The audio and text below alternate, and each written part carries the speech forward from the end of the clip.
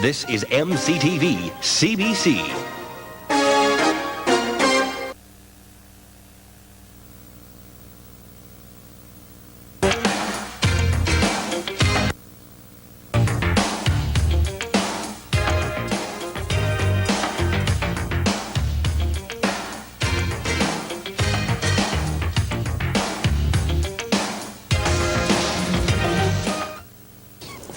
I just realized, sitting here chatting with Brian and my guest, this is the first day of spring.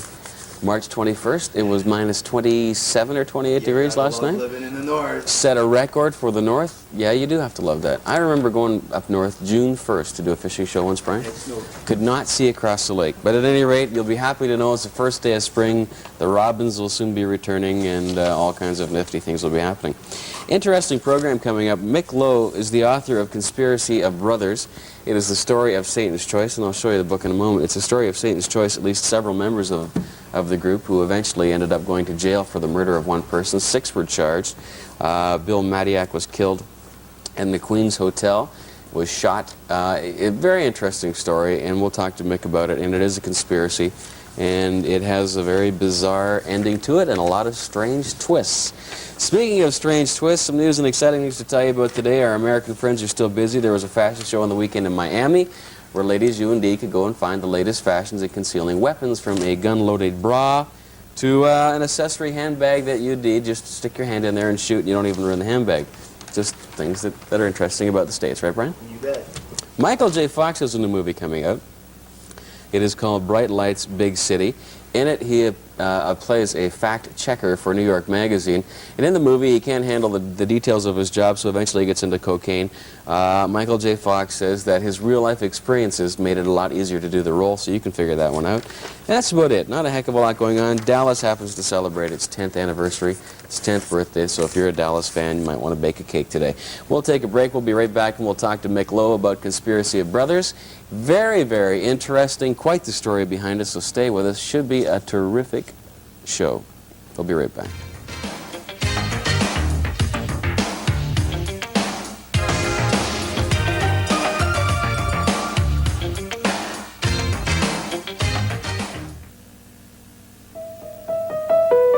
Telmac Products presents one of the finest libraries of classical music. Volume 1, The Grandeur of Beethoven.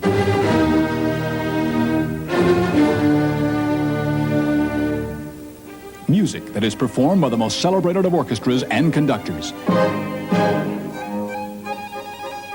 Because classical music spans the achievements of many great composers, we've included more in this magnificent collection. Volume 2, The Best of Strauss. Plus, Volume 3, The Best of Mozart. As well as Volume 4, The Best of Tchaikovsky. Such are the classics. Music from the past, offering refinement and peace for today. What a magnificent library of the classics. The very best of the world of musical geniuses. Beethoven, Strauss, Mozart, and Tchaikovsky. All 4 records beautifully recorded in full stereo and elegantly presented. Visa, MasterCard, COD charges. Call 674-3121. In Ontario, 1-800-461-4033. Or save COD charges by sending $19.95 for 4 LPs or 4 cassettes plus $2 postage and handling to Classical Collection, Box 2212, Sudbury, Ontario. Call now. Operators are standing by.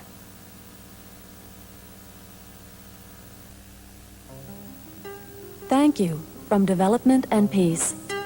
Thank you for helping the farmers in Brazil and the Philippines in their struggle for land reform. For helping farmers in Senegal establish simple water systems to irrigate their crops. And thank you for helping people in over 70 countries develop their own resources through hundreds of self-help projects.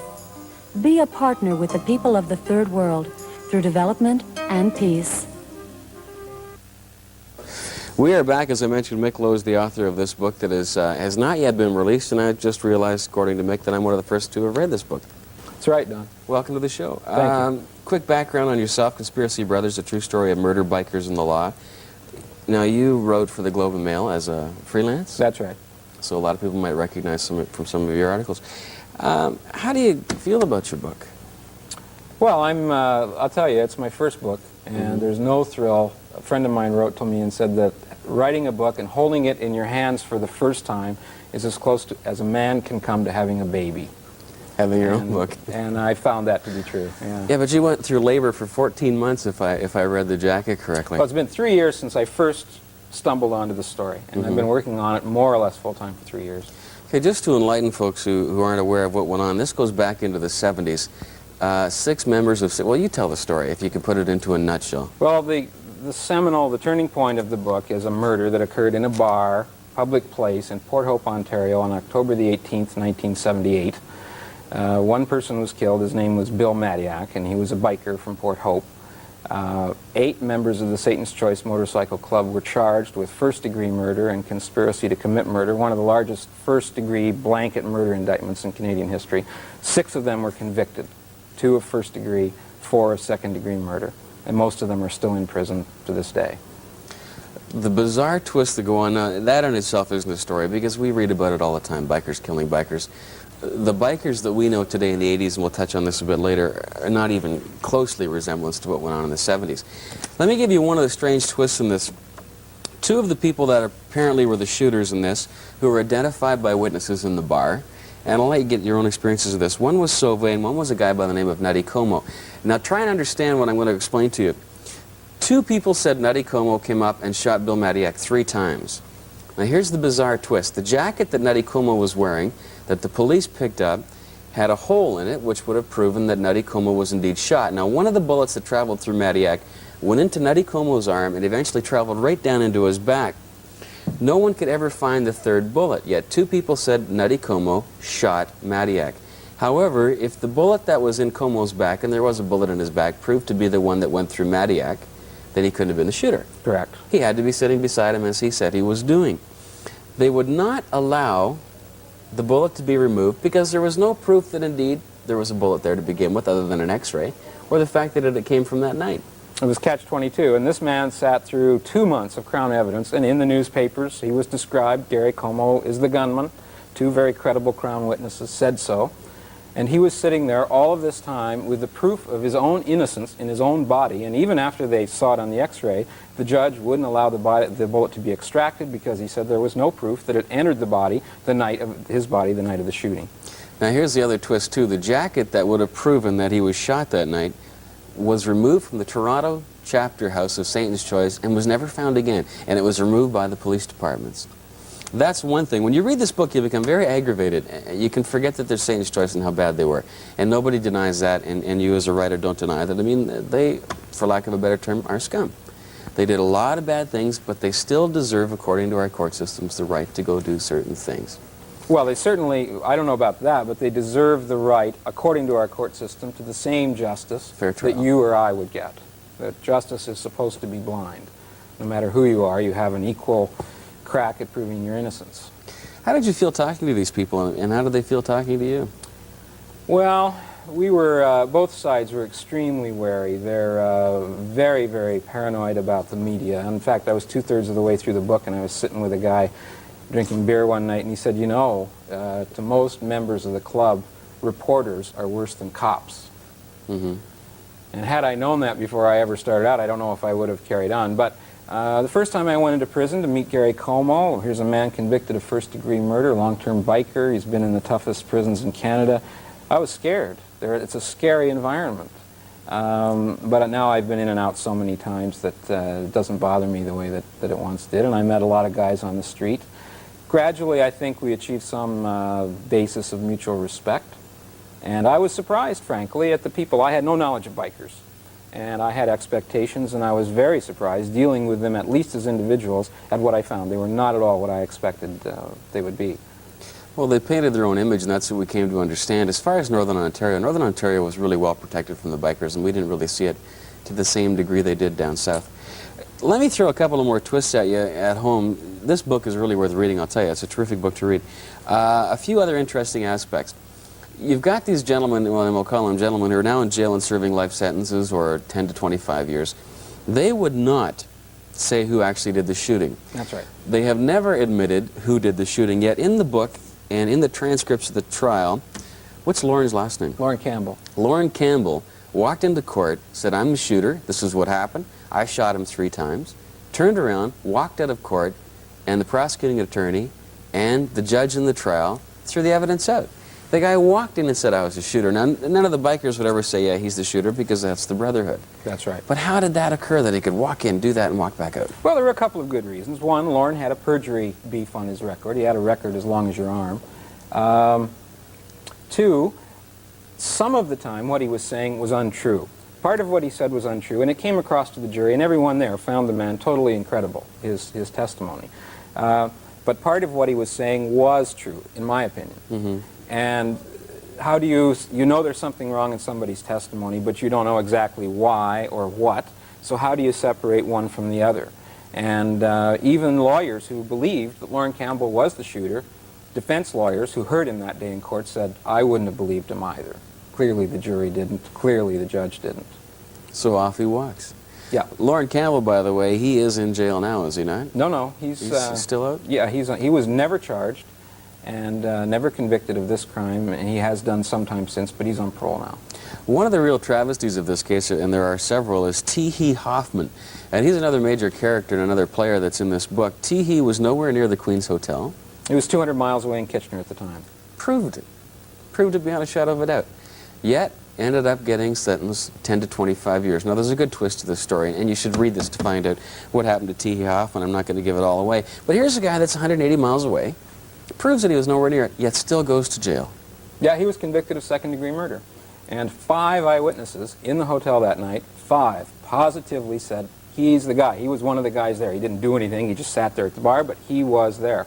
And from the first time the police questioned him, he said, look, I was nowhere near it. I was at the clubhouse in Kitchener.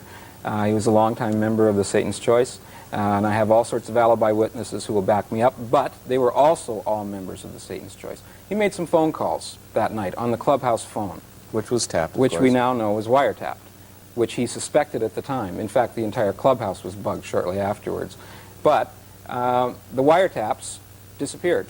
The evidence that would have probably exonerated him was nowhere to be found at the time of the trial, and only through the sheerest coincidence 2 years later did his appeal lawyer stumble on this, and at that time, by writing to the Attorney General and stuff, finally the transcripts came to light. The appeal judges heard it and said, boy, it really casts a lot of doubt on the Crown case and on those 5 eyewitnesses, and we think the guy should have a new trial. And eventually a plea bargain was arranged, and he did a bit more time for conspiracy after the fact, accessory.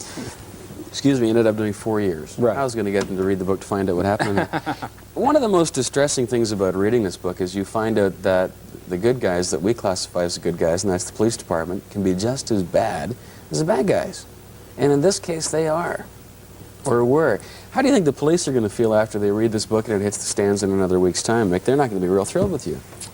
Well, what can I say? Life in the big city. Maybe not. I think, though, they're like any other group, the police. There are a few bad apples that throw the rest into disrepute.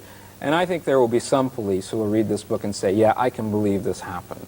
As much as I don't like bikers, and as much as we think they should be done away with, we know enough about the police, I think other cops might say, to know, and some of these individual police characters in here, that I think quietly they would, I think some of them, many of them already know this story. All right. The book is called Conspiracy of Brothers. It is not yet on the stands. We're going to take a break. We'll come back and we'll talk more with Mick Lowe, the author. Don't go away.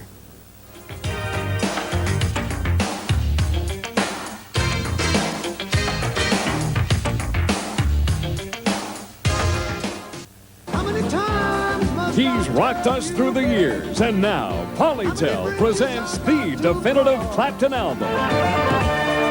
From the earliest Cream hits to classics like Layla and I Shot the Sheriff. I shot the sheriff. Up to Behind the Mask and more.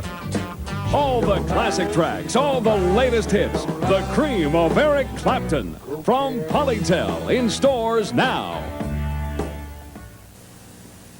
Friends, I'm Randy Ruley from Empire Motors in Sudbury. During our greatest pre-spring sale ever, we have reduced prices to the bare minimum. And here's a couple of examples. A 1987 Chrysler LeBaron for only $206 a month with preferred bank financing. Or a 1986 Toyota Celica, only $196 a month with preferred bank financing. So what do?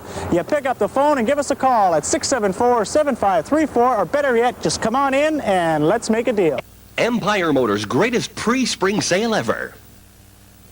If you're just joining us, the book is called Conspiracy Brothers. The author is Mick Lowe. If you've been with us since the top of the show and you find what I'm saying hard to believe, it's understandable. As a good Canadian citizen, you would understand that our court systems are fair and honorable and everybody plays the game. Not so. Okay. Sorry, that's all right. I entered this with the notion that when you read about somebody being a convicted murderer, someone who's convicted of that long, long trial, one of the longest in Canadian history, a good judge, an excellent jury, justice seemed to be done. They went to the appeal court, the Supreme Court, they were found guilty again and again, that when you meet somebody like that, they are a murderer. You know, you call them a murderer, so-and-so is a murderer. And I just assumed that, naturally. And now, I tell you, if I was ever charged with a crime and I knew that I was innocent, I would still avail myself of the best legal defense I could afford, because this has really shaken my faith in the Canadian criminal justice system. Natty Como, when you go in to talk to these people and they are murderers, and I'll tell you about some of the aspects of what they've done since the trial, you know, you talk about talking to a murderer. Did he fit the bill? What you expected? Gary Como did. He is not as big as he was when he was busted, but he's a barrel-chested guy, fast-talking, deep voice, still talks like a biker, thinks like a biker, has been a biker, or a wannabe, as they call people who aspire to be that, since he was 14, 15 years old. That's the only life the guy has ever known, and now a con for the last 10 years. He did fit the bill, and my heart sort of sank when I met him, because I wondered about his credibility. But then I met Rick Sauvé, the other fellow who's in doing first-degree life for first-degree murder, and he was totally unlike what I expected. And that is something I've learned since, that all the stereotypes that I had about bikers, you know, right out the window, particularly the 4 guys who've been in prison. Sauvé, I could stand corrected, was one of the ones that ended up graduating from Queen's University. That's right. In fact, he was the first prisoner? He and Jeff McLeod were the first 2 male inmates to graduate from Queen's University while in jail. And that happened last June. Just to give you the rest of the scenario an idea, you've got 3 people sitting at a bar. You've got Bill Madiak, who had a problem with the Saint's Choice. He broke away, started his own chapter again. So picture, if you can, your basic seedy bar with 3 characters at a table. One happens to be Bill Madiak, the other is Sauvé, and the other is Nutty Como. And by the way, Nutty wasn't nutty. The only reason he got that was because he used to work in a factory that made peanuts and stuff. You have the 3 of them sitting at the bar, or at the table. Somebody comes up and shoots Bill Madiak. These 2 that are sitting with them end up going to jail for life. That's right. Well, the witnesses, some of the witnesses thought they'd seen Gary Como do the shooting, as we've established. And partly, too, the book is about eyewitness identification at a trial or at anything, in the way that if you and I saw something take place in front of us and we had to write down what we had seen, we would have 2 totally different accounts. So that was part of the confusion that night in the bar, and it was a terribly horrifying experience for the people who were just sitting in the bar minding their own business. Naturally, you see a good friend get blown away at point-blank range, naturally it's going to freak you out. But yeah, they had an idea that Como and Sauvé were there or somewhere in the area, which, as we now know, they were, in fact, there. But by the time it was all boiled down, it came out that Como must have been the guy who did it. And they were absolutely certain of that fact, and they were absolutely dead wrong. When you sat down to write the book, as a person reading, you almost get to play the detective going through. It's an interesting way of reading the book. You start off and you have no idea where it's going to take you. Then you start to read these things, and in the book, you get to be one of the bikers, you get to be one of the prosecuting attorneys, you get to go through as a defense lawyer, and you start rooting. You literally start rooting for what's going to happen in court. Did you sit down and consciously try and write the book with that objective? I realized as I got further and further into the research that this is a story with so many twists and turns, and it's all factual, that it has so much intrigue. But that was the way to go, and it's told from the point of view, you're right, I put you in the head of the reporters covering it, the judge, the police investigating, the bikers themselves, the lawyers in prison, and so on. And so it's told from the point of view of overall.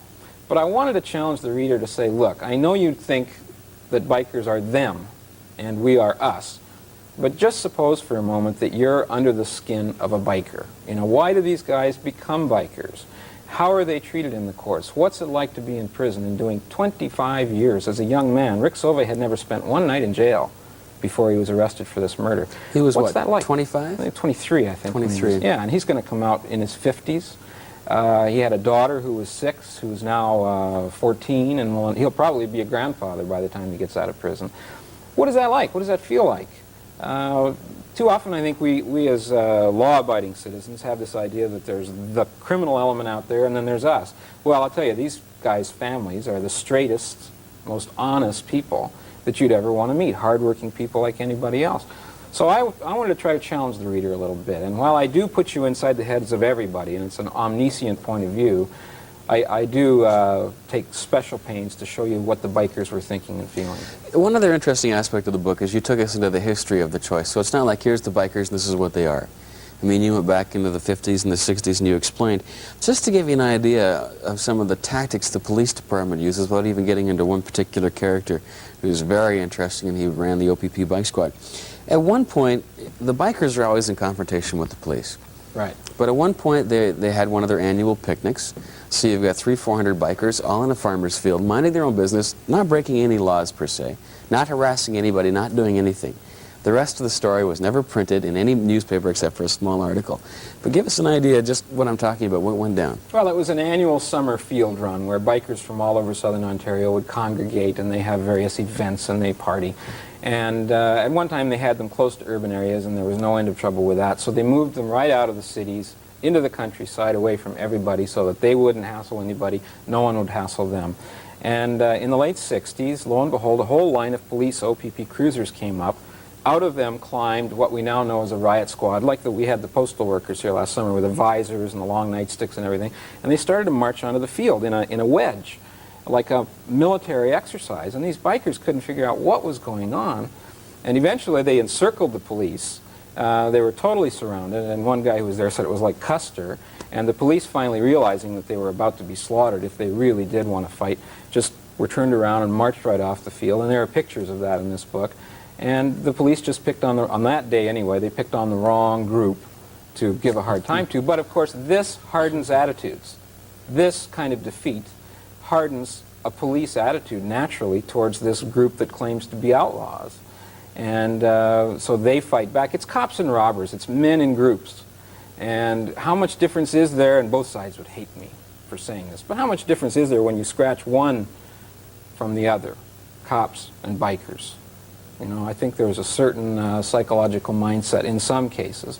And they're like oil and water. They're like, you know, it's friction all the time. Well, the one policeman, I believe his name is Hall. Terry Hall. Terry Hall, he led the OPP biker squad. I think he sums it up best when he would get into confrontations with the bikers. He just said, look, I belong to a club, and my club's bigger than your club. That's right. He'd be really friendly to you one minute when he was trying to gather intelligence or whatever, and then if you backsassed him at all, he'd just put get in your face, finger to your chest, and he'd say, don't forget, punk, my gang's bigger than your gang. And he'd go out and he'd fight them in the parking lots. It's pretty bizarre when you sit down and you realize what's going on. Before we run out of time, the bikers of today, and I would imagine you're probably one of the pretty good authority now on bike groups and how they operate in Canada. What we understand today with like 6 murders, 17 people charged, bikers have elevated themselves beyond it. And I mean, in this point, they're called organized criminals, but they really weren't organized, disorganized, if anything. I tell you, I always took that at face value, too, that there is a mafia, there is organized crime, that bikers are organized crime. But the more that I got into it, now this is historical. I'm dealing with 10 years ago and events at that time. But when you listen to some of these wiretaps and what these guys talk about when they're in their clubhouse, you realize, you know, they weren't that well organized. And a lot of this stuff they claim, a lot of this PR is just that. It's police hype. You know, and I always look now to see what are the sources of the information that we're reading or we're being given. And if it comes from police intelligence, Crown prosecutors, informers, former bikers that have turned state's evidence, I take that with a grain of salt now. I don't think it's quite so cut and dried as we're led to believe. It's not like in the movies or on television. Okay, the title itself, Conspiracy of Brothers, it is a conspiracy and they are definitely a brotherhood.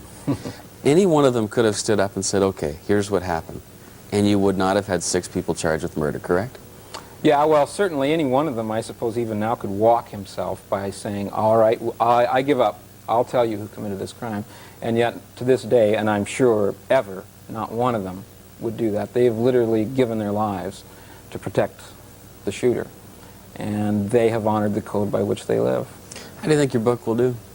Well, I'm deeply in the hole for this book, so I hope it does well. I'm going to be touring the country starting next week, and it's going to be interesting. It's going to be a lot of fun. I wish you the best of luck with it, and I certainly hope people pick up the book and read it. It's called Conspiracy of Brothers. It makes for terrific reading. And as I mentioned, it's one of the few books, and I do a lot of reading, that you get to play all the characters. And I think you did an excellent job with it, and best of luck. Thanks, Don. Thank you very much, Mick.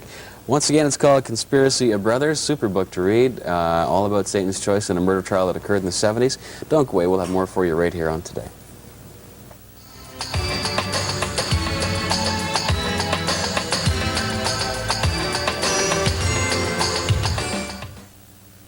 Stay tuned to good-looking MCTV's CBC for the action of Cagney and Lacey.